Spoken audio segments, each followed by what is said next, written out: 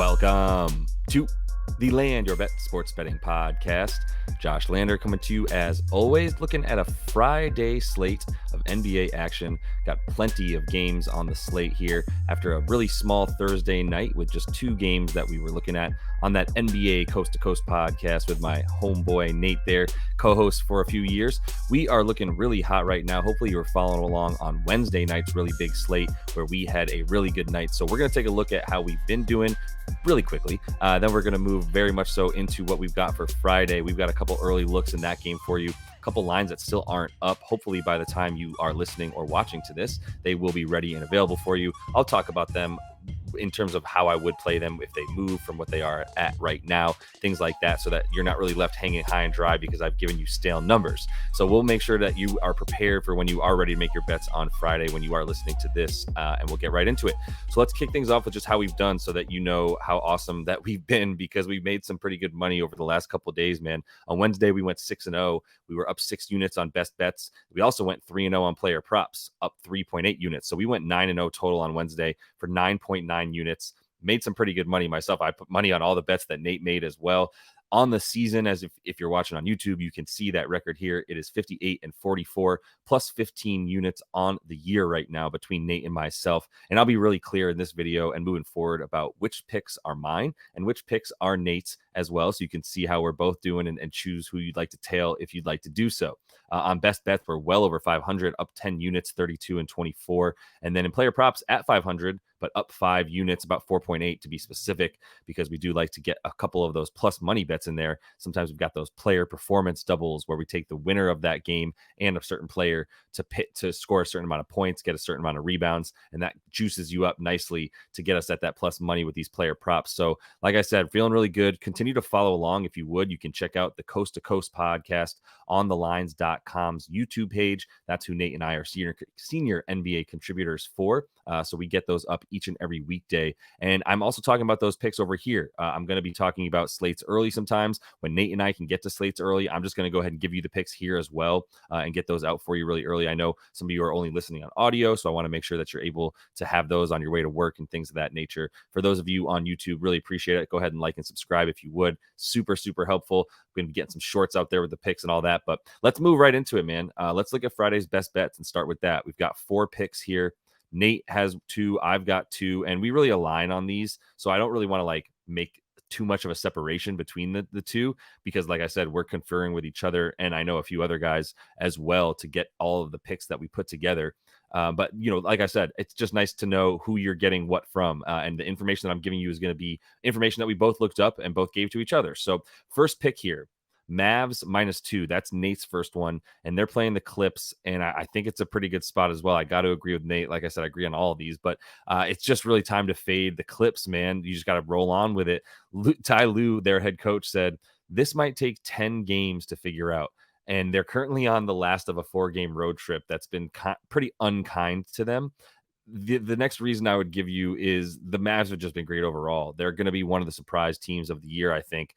Luka has had trouble at the beginning of seasons in past, and that is not the case this year. I think if he was smoking hookah and eating caviar on boats in the Mediterranean in years past, this past offseason, he was not doing that. He looks incredible in incredible shape and like one of the most unstoppable offensive players in the league right now. And that's really what we bank on here. Kyrie to date has been nice and quiet and just putting up his 20 to 22 points per game. Hope that continues. A really nice surprise for them has been Derek Lively. Maybe a surprise to some of us, but probably not a surprise to the Mavs, who took him so early in the draft. The rookie center has done an excellent job with a plus 8.4 rating on the season when he's on the floor. And I don't think there's going to be much on the other side for the Clips to deal with him, to be honest. Zubac is not an above the rim guy, and that's really where it all ends unless Kawhi plans on playing a little bit more above the rim. They lost any of the sort of muscle that they might have had to deal with a guy like Lively in Rocco, maybe a little bit of even Batum, who's a savvy vet.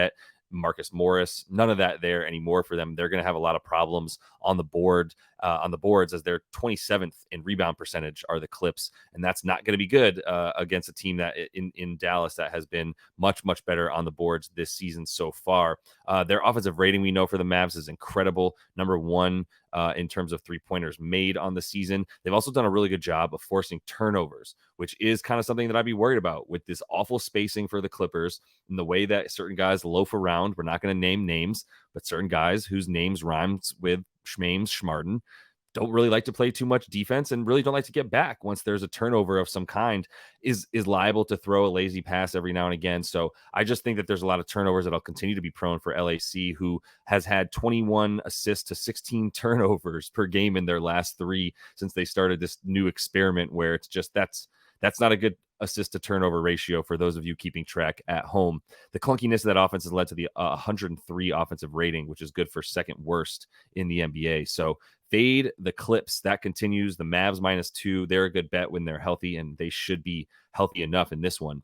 My first pick specifically was OKC, and that's an interesting one because I took OKC +2.5 because that's what it opened at, and I actually hit it like 3 times since in between when I started researching it and since I'm giving this to you right now. But also in that time, De'Aaron Fox was ruled officially out, which means the books took down the lines for this OKC and Sacramento game.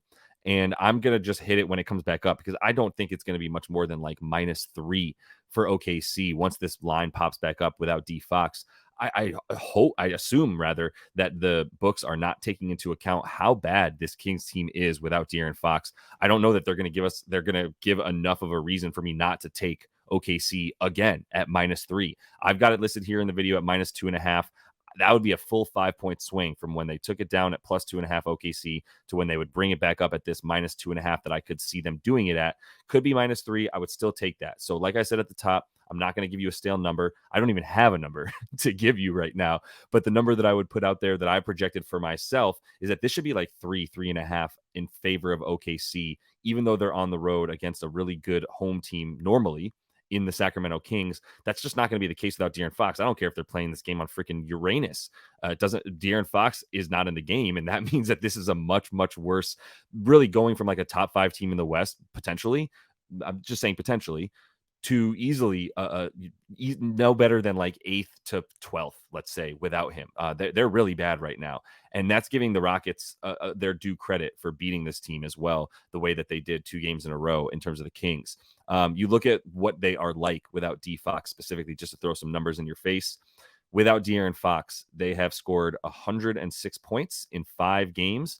With De'Aaron Fox, we're talking about 125 points per game. It's just such a stark difference. And it's the pace is really what it is. And we've talked about it before, but they went from a 103 pace with De'Aaron Fox down to a 93 pace in their last 4 games without De'Aaron Fox. That's a crazy difference. I cannot think of another NBA player where if he doesn't enter the game for his team at all, they play at a 10 possessions slower per 100 pace. Like, that's absurd. That means that like they're just getting so many less possessions on offense, and they're not doing anything with that offense because the offensive rating without Fox is down to about a 98 as well. And with him, they had an offensive rating of 107. It's just really bad right now, man, for them. The 102 points per game they're scoring leads to a total of 214 in the games that they're playing in right now. And look, the OKC offense is going to be just fine against this defense. They've been pretty fine all season so far, to be honest. And this is just a great spot for the Thunder, who are a very good road team. They were last year. They're already 2-0 on the road this year. And granted, they played a little bit worse competition, a shorthanded Cavs team that still had Donnie Mitchell, and a full-strength Chicago team that they waxed in Chicago. So I think that they're going to continue to be that really good road team that we saw them be last year. And that's why I think we're fine with going with them at -2.5 once again. All right, Nate's second pick is Boston over 117.5. That's their team total. And I agree they're going to score a lot of points on this Brooklyn team. I think this is going to be a thrashing. I would even go ahead and consider taking them as double-digit favorites. It's at 10.5 now. I did hit it at 9 because my first thought when I saw this was no Cam Thomas. Maybe they get Cam Johnson back, who's going to be rusty when you consider that he's only played, I think, one game this season, which means he's only played once since the end of last season. So this is basically like his second game of an entire season, which is just, it takes a little bit of time to get the rust off, especially when you're coming back from that injury. The Cam Thomas factor, without him, I know this doesn't impact the points. I'm kind of talking about why I just like this to be a blowout. The lack of Cam Thomas for the Nets, who's now hurt, alongside a few other guys like Nick Claxton, it's going to be a big deal for this Nets team, who relied on him to score a lot, like a lot in the 36 minutes that he was playing, putting up 30 points per game. It's just, they don't have the offense outside of someone who can create their own offense like Cam Thomas to get to where they would need to be to keep up with the C's. And on defense, like they also are just missing key guys at this point, like Nick Claxton really is who I'm thinking most about, where that's going to be a huge detriment to their defense for a while until he can be back. And the Celtics right now, they're coming off of the back home after consecutive losses, and they've averaged 137 points per game in the 2 games that they played versus weak teams still. So I think when you come back home here, where they averaged 120 a game last season at the Garden or TD Trey, whatever the heck it's called these days, the real Garden's MSG. We all know that. But either way, when they're coming back here at home against a depleted Nets team, like I said, this could be a problem. Like maybe we get Simmons returning, and like I said, Cam J, but the pace for the Nets has been a lot faster on the road. That's been a big reason why they've gone over more so there. They're averaging more points themselves, the Nets, on top of playing really not great defense as well on the road. And that's why they're at about 230 points per game on the road themselves in the games that they played in. And they're averaging close to 120, but the more important stat here is that they're giving up about 117 as well. And so I think this is going to be a solid opportunity for the C's. This is Nate's take as well. Just that the C's, even when part of the reason that they were losing on the road, they were missing Derek White when they played Brooklyn on Saturday, which is what a recent matchup versus them. So it's just not a good spot for the Nets come into the Garden with a pretty pissed off Boston Celtics team that definitely needs a win under their belt. And I think they're going to take it out on them on offense, where we've seen them put up more than 117 already a couple times now at home. So lastly, I'm going with an under, actually, and I don't know where you're going to see this number. This is another one of those that I know is going to move from what I have it at. I got Utah and Memphis at under 231.5 points. I don't know if you're going to be able to get that. It already moved on a lot of books outside of BetMGM, which is where I saw that 231.5. I don't know if they're hanging any more 231.5. So if you have it at 228.5, I'm fine with it. Like the 228 to 230 number is still really great for an under for me. Once you get down to 226 and 227, I get a little bit more nervous just because at the end of the day, Utah is capable of scoring. But it really, the only thing that makes me nervous is we just saw Utah go over this comfortably at home. And that's the stats that I'm giving you for why I'm going under. Even at 228.5, I'm going under this number because we're getting a little bit bloated here. The number is by the fact that we just saw Utah beat this team when they were in Utah 124 to 110. And Memphis, God bless them, they cannot play offense. And even getting 110 points was pretty impressive for them. But Utah plays way faster at home than they do on the road. And that was the case last year. And that's why I still believe in it this year in a much smaller sample size than the full season. 4 home games for them and 5 road games. But in the 4 home games for Utah, 120 points per game. On the road in 5, 106 points per game. 0-5 on the road, by the way. They play at 100 pace there versus last year, or versus at home, where they play at 104 pace. They have a minus 18 net rating on the road as well, does Utah. And that's just indicative of how this game is going to go, because Memphis will control it. If Memphis has their way, this game is going to be played under 100 pace, and they're just going to be looking to take as much air out of the ball as they can on offense, because on defense, that's all they have right now. That's what they have going for them in the backcourt, especially. I do think guys like Marcus Smart are going to be out there to handle Jordan Clarkson and company, which the guards for this Utah team, really good on offense, really bad on defense.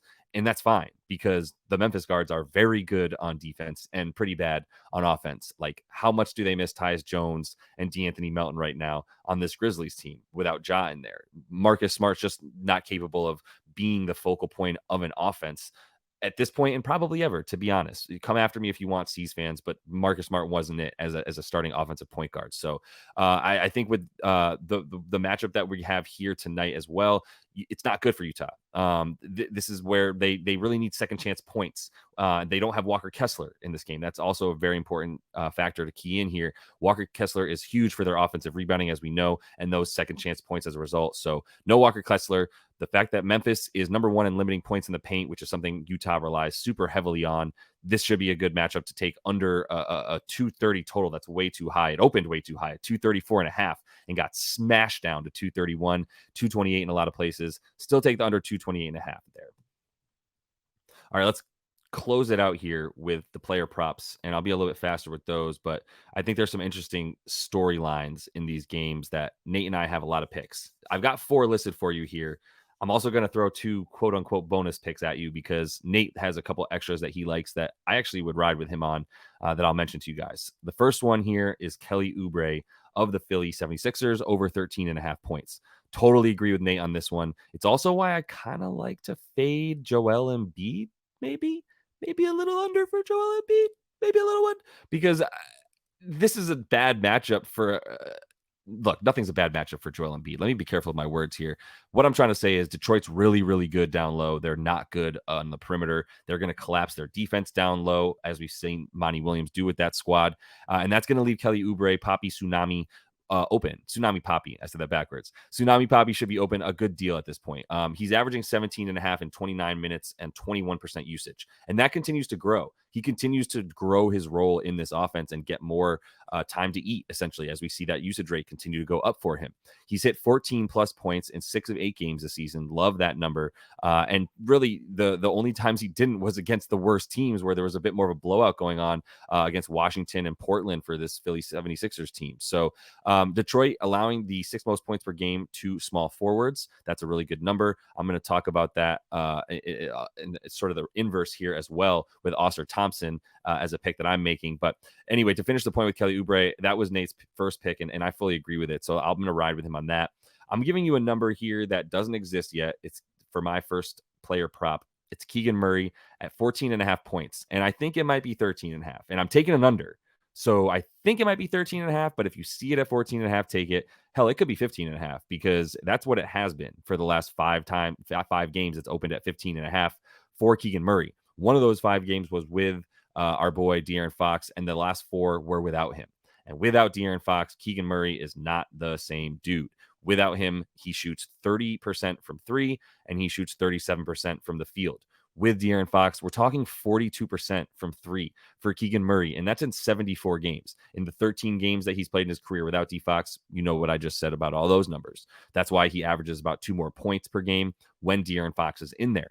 This whole offense just doesn't run without D-Fox, and Keegan Murray is a really nice fade in a situation where he's playing the Thunder, who are very, very good at guarding small forwards because they have Jalen Williams playing small forward for them, who's an incredible and incredibly ferocious defender, should be able to handle Keegan when Keegan has to come off the dribble. If you look at his catch and shoot numbers, very, very solid for Murray there, where he's well above 42% actually from 3 on catch and shoot, up about 46. When you look at his off the dribble numbers, not the same. We're talking about much worse, down to about 37% from 3. And that's when De'Aaron Fox is in there to at least keep things imbalanced, right? I don't even know exactly how bad those numbers are without De'Aaron Fox yet in terms of the catch and shoot for him. But I just know that for the last 4 games, rather, without D-Fox this season, we're talking about a dude who's gone all the way down to about 13% from 3. That's really bad for someone who's going to rely on about 6 attempts from 3 to get his points. And those are the majority of the shots that he's taking right now are from deep as well. It's a huge problem for Keegan Murray. The spacing is a huge problem for the Kings. Under 14.5. I would go under 13.5 for him as well in this one. And that's probably where I would leave that bet there. All right, last 2 player props. Jordan Clarkson under 28.5 points, rebounds, and assists. I can't speak to this one as definitively because Nate likes it, and I just trust him. Jordan Clarkson's such a volatile dude, but he is worse on the road. He's 12.2 points per game on the road in his last 5, shooting 34% from the field and 9% from deep. He did score 20 on Memphis when he was at home, which is what I talked about as well with that bet of taking an under between the Jazz and Memphis because it's in Memphis. And that's where Utah on the road is much worse on offense. Jordan Clarkson is very emblematic of that by being much worse on the road himself so far this season and somewhat historically. His previous 2 when he played at Memphis, he averaged 21 points, rebounds, and assists combined in 28 minutes per game. And yeah, like I said, specifically his last two roadies, we're talking about an average of 10 points 10 points and 7 points respectively that he scored. So there's some good recency numbers as well as historical numbers and just home road splits for Jordan Clarkson. That would be the main three reasons that Nate is going under 28.5 PRA for Jordan Clarkson. Shout out Mizzou, MIZ. And let's finish up with Ausar Thompson, the current better of the Thompson twins in the NBA. Did not know if that would be the case. Most people, and obviously Amon went one pick before him. I don't want to say most people thought Amon would be better. I mean, it's general consensus that he is currently the better player, but they're so young that like you don't know who's going to have a better career. And right now, Ausar is off to a great start. So let's take him against the 76ers to go over 20.5 points and rebounds combined in this one. Minus 104 on FanDuel. I don't see that number moving too much either way. So I think you can hit that at 20.5 PR for Ausar Thompson taking over there. He's hit this in every game so far of his rookie season, except for his first two that he ever played in. So let's give him a break. Part of the reason he also started to get more minutes, right? That's part of the reason that he started to hit this more often. And the minutes in the last three have gone up for Ausar because there's been, one, he's getting a lot more trust built. And two, there's been a ton of guys on the wing out for Detroit, including Bojan Bogdanovic, Alec Burks, Joe Harris, Jaden Ivey, and Monty Morris, all missing this game on Friday, and all except for Joe Harris played one of the last three. All the other guys missed all of the last three. And in those three games, Ausar's jumped up to 37.5 minutes per game. He's got 12 points per game and 10 rebounds as well. That gets you over this 20.5 that you would need. I know it's a little scary when you hear that, like, just the 22 per game that he's averaging, and that's not quite as much as you need, not as much of a cushion between the 21 that we need him to get and what he's averaging, but it's still there, and it's a good spot where Philly is averaging not good at defending the small forwards, and I would argue that they just got worse at defending small forwards, even though they got a lot of them in Rocco and a few other guys right now like Batum. Even Kelly Oubre playing a lot of the three. It will be guarding some Ausar Thompson. None of those dudes have the bounce or the quickness of who we are now calling pogo sticks, Ausar Thompson, especially because that second jump is so nice for Ausar. This is a good opportunity for him to take advantage of much slower, older defenders that he will be facing. That's why, Philly's giving up the third most rebounds to opposing small forwards. They're giving up the 10th most points as well. And I think the combo of points and boards for him is a solid way to go. 7.5 rebounds doesn't look like a lot. He just got 15, so it still feels like a good number is possible for him to get the 8. But I threw the points in there because he's also been getting double-digit points in his last 5. So I think that's going to be, except for those 6 that he got against Milwaukee, still had the 15 boards. Like I said, that got us to 21. So I can still say that he covered in all of his last games except for the first 2. So that is pretty much all the time I have for you guys in this one. If you do want a friendly reminder, there's some helpful tools that I have in the description of the video and the description of the podcast here as well. If you want to find out some stuff for yourself whenever you're looking for stats, obviously hit me up on Twitter if you want me to get back to you with some answers to some questions that you might have about props and stats, other stuff, at JL Boogie up there. Land your bets. The helpful tools are NBA.com stats page, FanDuel Fantasy Pros, StatMuse.com, official NBA injury report, the prop finder tool on thelines.com, teamrankings.com, Underdog NBA on Twitter. I should also throw out there Dunks and Threes. That is a really solid website that I found with the help of my buddy Prop Bomb. And also would add one more. Oh, shoot, I forgot what I was going to tell you guys about for the other one. But Dunks and Threes is a great one. So make sure you check that one out as well. And the only other thing, just my friendly reminder, if you're starting out betting, watch the games. I cannot stress enough how much that helps. If you know anything about basketball and that's why you're trying to get into it, watch the games. You'll see things that stick out and you'll remember this guy didn't look that good or these guys don't look that good together. And you can use it as a starting point for then what might stand out on the slate. It's your eye test. Then that you run your eye test against the numbers. If you're prop punting, you look at defense versus position. If you're looking at team stats, you want to look at recent history. What does each team do well? And just attack your logic. Get your feel for things, come up with your predictions and projections of what you think is going to happen, and then find ways to attack your logic by using those helpful tools that I just mentioned to you guys that are listed and linked as well in the description of the video and the podcast. So all the time I have for you guys now. Appreciate you riding along with me. Please stick around and continue to like and subscribe to the page. It's super helpful for me, gets me more followers, which helps me get more content out because I get paid. So either way, continue to have some luck with your bets, guys. Easy for me to see. Easy for me to say. And until I see you next, happy betting.